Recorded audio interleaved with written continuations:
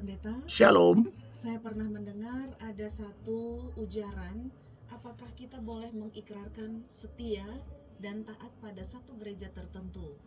Mohon penjelasan.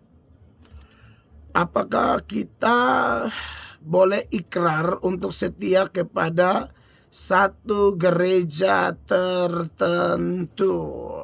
Ya, itu memang harus dasar ayatnya jelas ya. Karena kalau bicara ikrar, saya menyetujui bahwa ikrar itu harusnya yang paling utama itu kepada Kristus ya. Kalau kita bilang ikrar kepada satu gereja tertentu, nih konsekuensinya nih ngeri-ngeri sedap, ya, ngeri-ngeri sedap. Maksudnya begini, kita kan tidak tahu perjalanan sebuah gereja ya. Bahkan menurut sejarah kan ada gereja-gereja yang begitu doktrinalnya kuat sekali, tapi beriring waktu kok mulai masuk yang liberal, yang plural. Ya kan Injil Kristen itu kan dia bukan pluralisme, tapi dia eksklusivisme maksud saya.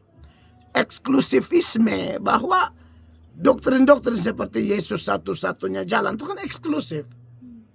Tapi datang yang plural mengatakan, oh no, di luar sana juga ada. Seperti yang baru-baru kita tegur, yaitu Kristen progresif dan lain sebagainya. Jadi menurut saya bahaya juga ya kalau ikrarnya seperti itu. Ya. Karena kalau kita lihat ikrar itu tidak ada suruh ikrar kepada lembaga. Ikrar itu, Kristen itu satu kehidupan roh sebenarnya kalau Kristen ya. Bukan hanya sekedar agama. Tapi faktanya memang Kristen sudah menjadi agama, bahkan dikait-kaitkan dengan politik ini itu. Kalau politiknya politik yang kemudian menularkan perkara-perkara benar, perkara-perkara kudus, nggak ada masalah. Tapi kalau politik sampai sudah tipu daya kiri kanan dan gereja bermain juga di situ, kan kasihan. Ya, nilai-nilai kebenaran dikorbankan. Makanya kalau 1 Timotius 6 ayat 12, Rasul Paulus bilang begini, bertandinglah, ini bilang sama Timotius, bertandinglah dalam pertandingan iman yang benar dan rebutlah hidup yang kekal. Untuk itulah engkau telah dipanggil dan telah engkau ikrarkan ikrar yang benar di depan banyak saksi. Jadi ikrar kita itu ialah bertanding benar, hidup kekal, dan itu sorga, Yesus Kristus, ya. Di hadapan Allah yang memberikan hidup kepada segala sesuatu, dan di hadapan Kristus Yesus yang telah mengikrarkan ikrar yang benar. Itu juga di muka Pontius Pilatus kuserukan padamu. Ya kan Tuhan Yesus omong ini di depan Pontius Pilatus, kerajaanku bukan dari dunia ini. Jadi kita tidak perlu terikat kepada yang di dunia ini. Maksud saya adalah yang tidak bisa berubah itu cuma yang di sorga. Di dunia ini bisa berubah. Jadi menurut saya, mengingat konsekuensi dari membuat janji ini kan kalau tidak dipenuhi kan hati nurani tertuduh. Lalu Tuhan bilang kalau sudah bernasar pun nanti kalau tidak ditepati kita yang rugi. Maka dari itu saya pribadi berdasarkan ayat-ayat ini, kalau saya jadi pemimpin gereja, misalnya gereja Tuhan yang saya pimpin sekarang, saya akan bilang setialah kepada gereja ini sepanjang gereja ini ajar benar. Itu yang saya mau. Ikrarnya boleh begitu. Saya akan setia kepada gereja Amazing Grace sepanjang masih ajar benar. Ini saya yang suruh malah. Saya sebagai kepala sidang, sebagai pucuk pimpinan.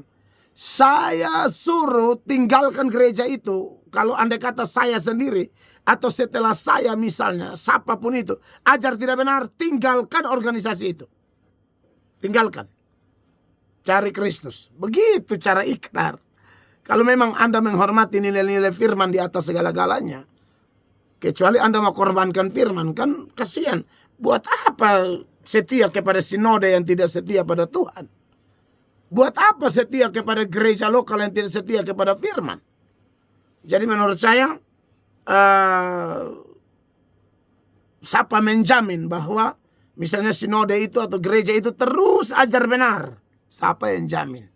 Jadi mendingan ikrarnya kita buat, tetapi bilang, Saya akan setia kepada gereja ini sepanjang dia setia kepada Injil Yesus Kristus yang murni. Begitu. Cukup, itu saya sudah pengertian. Secara implisit, ya kalau tidak setia saya tinggalkan toh. Boleh itu. Itu jawaban saya. Tuhan berkati. Semoga jawaban ini memberkati. Terima kasih untuk yang sudah bertanya. Ada satu pertanyaan lagi, Shalom. Silakan. Bapak Pendeta mau bertanya, ada seorang tokoh agama yang beberapa waktu terakhir ini mengatakan bahwa sola scriptura yang adalah pegangan umat Kristen ini adalah sesat. Mohon penjelasannya.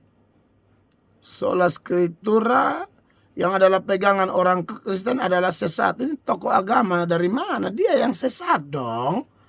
Sola scriptura itu kan hanya Alkitab. Nah, kelihatannya dia bukan orang yang setuju dengan reformasi yang dilakukan oleh Martin Luther kelihatannya. Dan kalau orang itu bilang sesat, sesungguhnya dia yang sesat. Kenapa? Karena kalau sesat menurut Tuhan Yesus, ya lagi-lagi ya, kepala gereja itu Tuhan Yesus. Jangan kau angkat kau pun kepala sendiri, kepala gila. Kepala gereja itu Tuhan Yesus. Dan Tuhan Yesus bilang orang itu akan sesat kalau tidak ngerti kitab suci.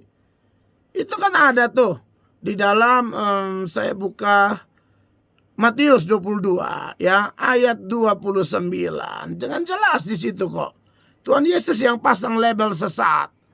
Sesatnya gara-gara apa? Bagi Tuhan Yesus sang kepala gereja, Yesus menjawab mereka, kamu sesat sebab kamu tidak mengerti kitab suci. Nah, bagi Yesus, kitab suci itu satu-satunya dan yang terpenting. Tidak ada yang lain. Jadi si kepala mengong tadi itu, kalau dia sampai bilang, sola scriptura itu sesat, justru dia yang tersesat. Kalau berdasarkan ini, karena arti sola scriptura kan hanya Alkitab, hanya firman Allah. Dan itu memang hati Tuhan Yesus seperti itu. Tidak sesuai firman, tidak bisa. Dan puji Tuhan, saudara memberikan pertanyaan ini. Orang Kristen harus waspada. Hari-hari ini muncul sosial media. Di sosial media muncul orang-orang yang katanya tokoh agama tapi setan pakai. Ya, tokoh agama tapi setan pakai dia. Maka dari itu, saudara harus penuh kewaspadaan. Ya, penuh kewaspadaan. Makanya dalam 1 Yohanes 4 itu sebagai contoh saja informasi yang begitu terang benderang bahwa nabi-nabi palsu yang bawa ajaran lain itu kan sudah muncul tuh.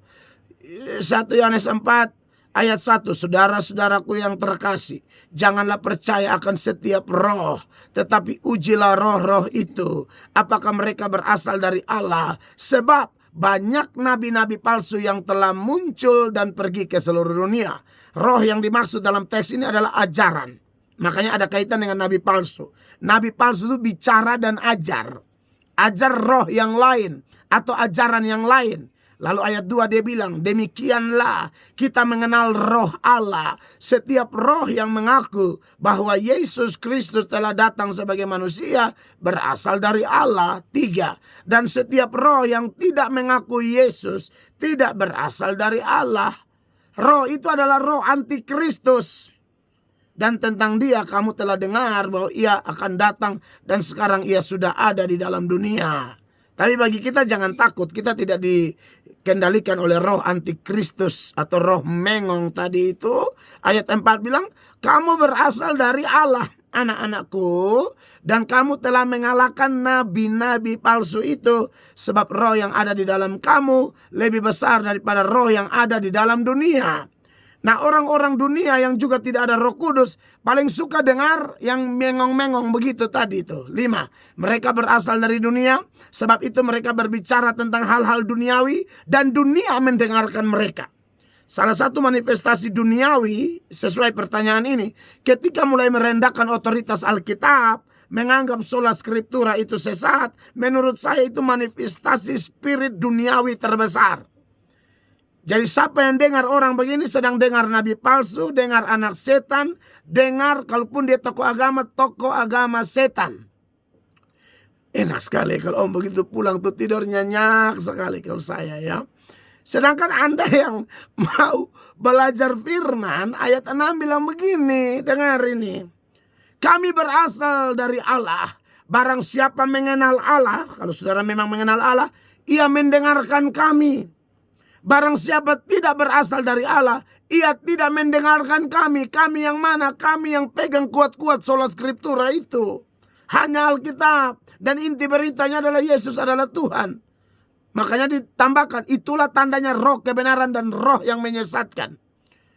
Jadi kalau ada tokoh agama, rohaniwan atau siapa saja, ya berani merendahkan Alkitab, setan punya anak. Begitu ya. Jadi siapa yang sesat? Dia dong. Enak aja lo. Tidak hormat firman, kau bicara, kau pun sendok patah yang bahkan bertentangan dengan firman, baru kau rasa diri kudus, suci, mulia, dipakai Allah. Dipakai setan, bukan dipakai Allah. Oke, itu jawaban saya. Kiranya jawab Pak Yobo berkati dan Ya.